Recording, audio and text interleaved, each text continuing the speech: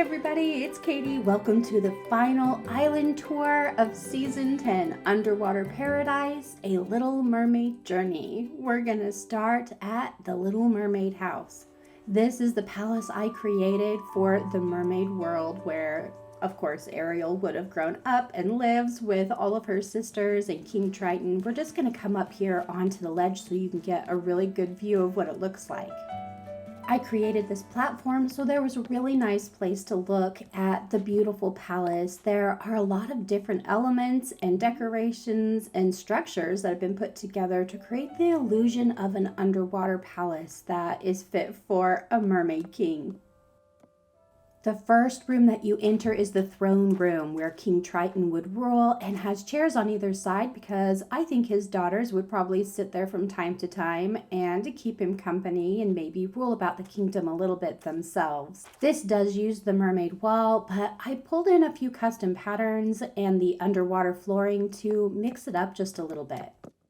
The upstairs room has 7 of the shell beds because this is where all of the girls would sleep. So this is Ariel and her sister's room, and it uses the mermaid floor and the mermaid wall.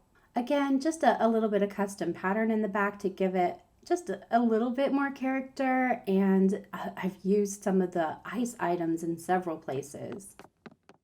Downstairs is King Triton's bedroom, the king's bedroom, and you can see I have used a lot of the ice items down here as well as almost the entire full mermaid set. To make the room look really grand and beautiful, I pulled in the chandelier and have included a lot of really unique castle items just to make it look regal and grand.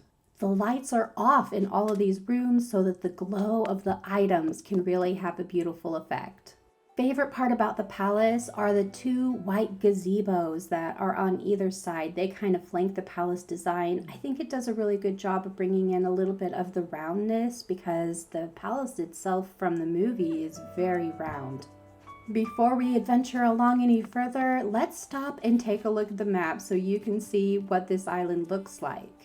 As you can see, a big portion of the island has the brown, and that's where the sand is for the underwater world. Then the river sort of divides things up so that you can see where the palace and all of the village is on the other side. The first villager I chose for the island is Quinn. There wasn't a really good bird villager that reminded me of Scuttle from the movie, and so I chose Quinn instead. I really like the purple house in the underwater area. Next up is Spork. Spork has this beautiful, innocent, friendly little look, and I chose him so that he could be part of the village. He is one of the peasants. Next is Puddles. Puddles is beautifully pink, and her house is perfectly pink as well. I really wanted some water, at least water-friendly villagers who had beautiful pink houses for the underwater area. Next up is Bunny. I chose Bunny because she has such a sweetness to her, and I felt like she would be a really good fit to be one of the villagers who lives in the community with the castle where Eric rules. Bee is next. Bee was chosen for the same reasons that Bunny was, because her house has a really good, beautiful brown feel that looked like it would be part of a small community, and because she has a sweetness and an innocence to her that fit in Eric's kingdom. Shep was the #1 villager that I wanted for this island theme when I decided to do it, and that's because he looks so much like the dog that Prince Eric has in the movie. So I really wanted Shep for the island to represent Prince Eric's favorite pet. Colton is up next. Not only is a horse a terrific fit for this beautiful country village vibe, but Colton is also one of the city guard. He's a natural fit for the castle style, and so I've actually made him a right-hand man for Prince Eric. Flora was chosen because she was pink and her house is a beautiful pink that works really well in the underwater world, and she is a flamingo, which is a good fit for water-loving creatures over here on this side of the island.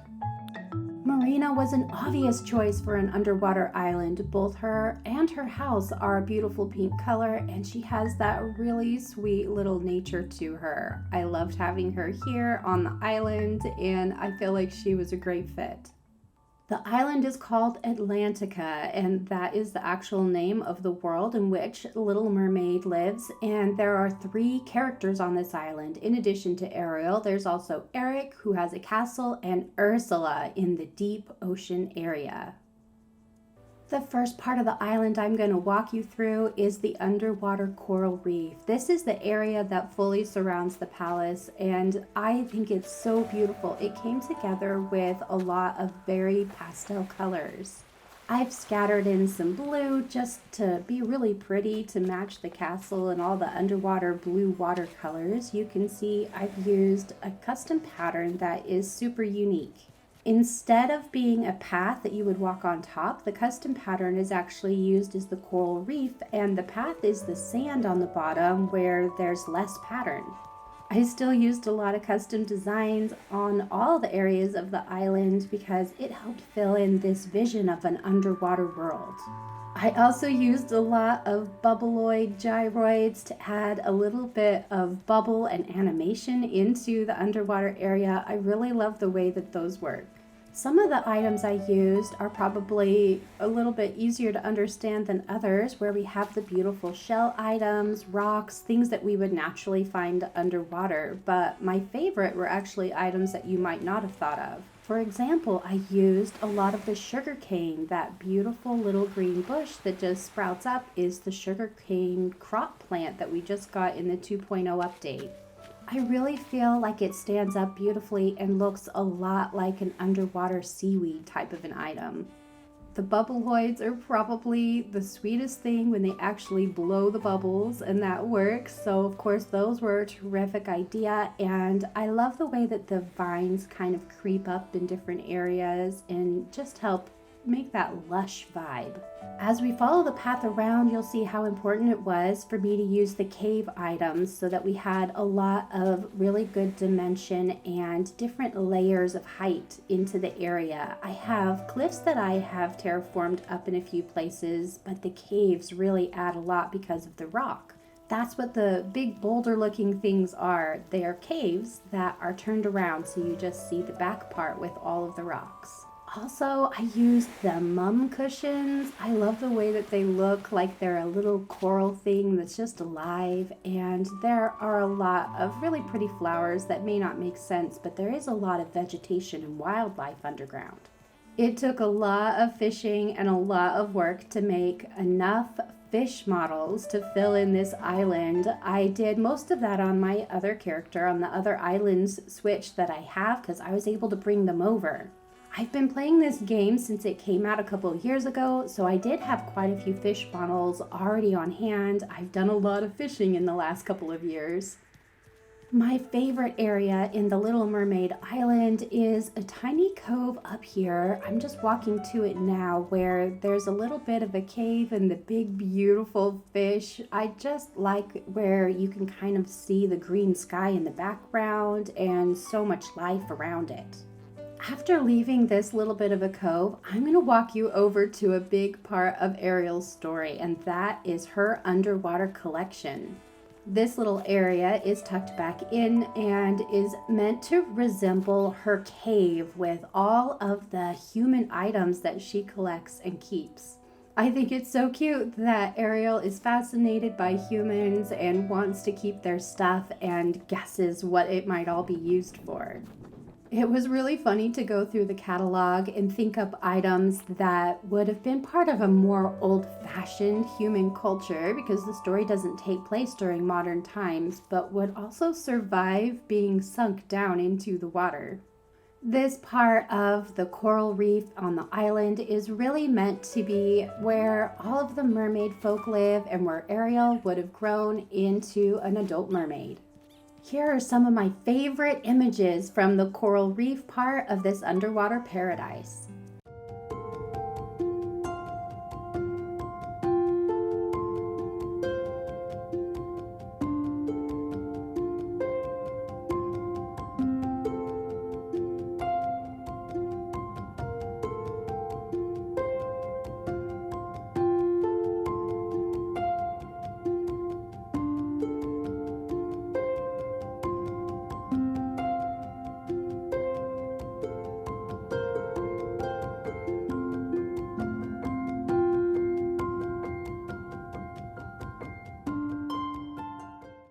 Ariel has a very curious and adventurous spirit, and she often goes outside of the mermaid coral reef and she leaves into a deep, dark ocean. And this is where Ursula dwells.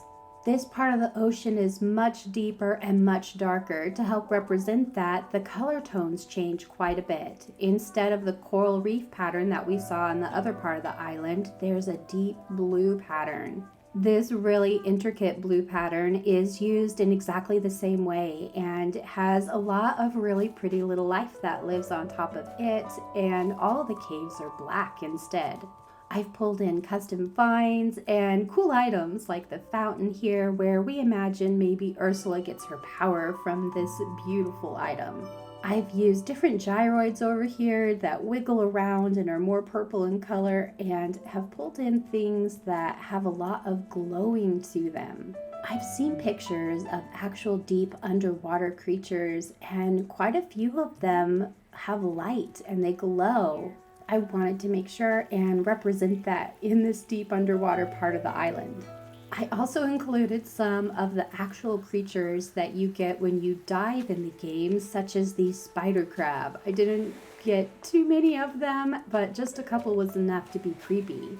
This area on the rocks here is supposed to resemble a shipwreck. I imagine there were a lot of ships and a lot of things that sank down here in the deep ocean. That brings us to Ursula's house.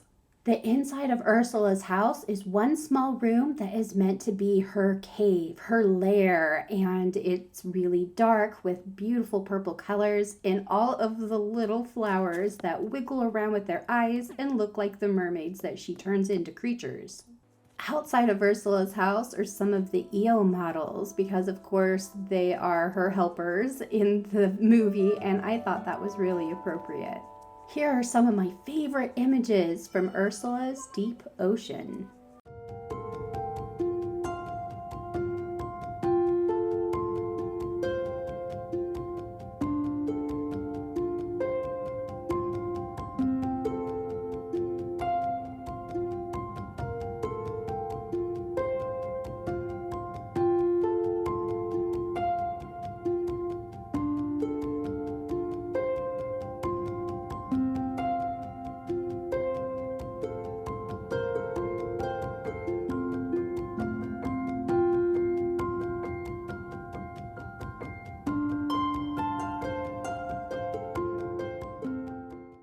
The last of the three major areas on this island is Prince Eric's kingdom and all of the villagers that live around about him in the overworld above water. I'm going to stop here on the bridge real fast, and we are going to transform into an appropriate outfit as Ariel leaves the underwater world, has legs, and comes up to explore the human world. I wanted this portion of the island to look like a really peaceful and idyllic farming village that surrounds the castle. So I put together this little bit of a broken brick path that meanders around. All of the village houses are set pretty close to the castle, and down here on the beach you can see there's a little bit of a fishing area, because I do think these, villagers did a lot of fishing. Up from that, we can see the shops and stores and just some really beautiful community elements that are put in place. I wanted it to look just exactly like everybody who lived in Prince Eric's kingdom is happy. In the center of this area is actually Prince Eric's castle itself and the big courtyard that surrounds the area of the palace. The tiles change here on the bottom, and I tried to incorporate a lot of things that would look quaint but also very manicured and beautiful. The resident services is incorporated into this area. As you can see, the flag was created to be the official shield and seal of Prince Eric, so it uses a lot of blue and yellow. There's a little garden over here, and there's a fountain, and just things that looked really beautiful to me. But there are several entrances that you can get into the castle, so everything in here is easily accessible. In the very middle is Prince Eric's home that I have surrounded to look a little bit more like an inner castle, and we're going to pop inside so you can see a few of these rooms. The main room in the castle is, of course, the throne room, and I wanted it to look beautiful and regal and have a lot of very old-fashioned items. And nothing in here is meant to look like it's part of a modern world. I wanted it to be a really old castle. To do that, I used a lot of woods and different types of wood texture, as well as gold in many places to be very royal, and candles everywhere that I could. The artwork has been chosen from a lot of the museum artwork, and I feel like it does a good job of making everything in the castle look extremely expensive. The dining room is a really important scene in the movie, so I thought it would be fun to include it in the castle, as well as the kitchen, which we will see next. And I wanted the dining room to look really beautiful and elegant as well, to fit, again, the castle type of feel. The kitchen is the last room that is decorated for this particular castle, and I really like the way that it came together. It has really old-fashioned items. It's much less regal than the rest of the castle, and I've even added some fish in here. I really like the scene from the Disney version of The Little Mermaid where we have the chef in the kitchen with Sebastian, and I felt like it needed to be represented on the island. If you go up out of the castle area, it exits into the museum, and I really like the way this looked like a big, beautiful building. I even tucked the campsite over here in the corner. I feel like that's probably where the soldier barracks would be. Down a little bit of this path, I tried to keep things really green, and I placed the lighthouse over here. I love putting lighthouses on peninsulas. It just seems so perfect and always provides a really beautiful view of the area. The beach off to my left probably looks a little bit odd. As I walk past it, it just kind of looks green and filled in, but that's because it is part of a greater vision. I really wanted to include the part of the story where Prince Eric and Ariel go out in the boat. For that, I put together a path that they follow, and it fills in all the beach area down here. I wanted it to be lush and green and represent a little bit of that bayou that they go through. I love the flamingos down here since they're actually in the movie and help it really look like it's part of the water line. I found a really cool custom code for a boat that I could put in here, and I just imagine them hanging out down here in the water. To fill in some of the romantic vibes of this little jaunt that they do as they're exploring the kingdom, I added in a gazebo at the end of the path. I know this part's not in the movie, but I feel like it probably should be a part of the story that Prince Eric and Ariel have. This was truly a unique island theme to put together, and I loved it, even though there were a lot of extra challenges to try and make this underwater world look beautiful. But those challenges made for a really fun journey as I discovered The Little Mermaid in Animal Crossing New Horizons.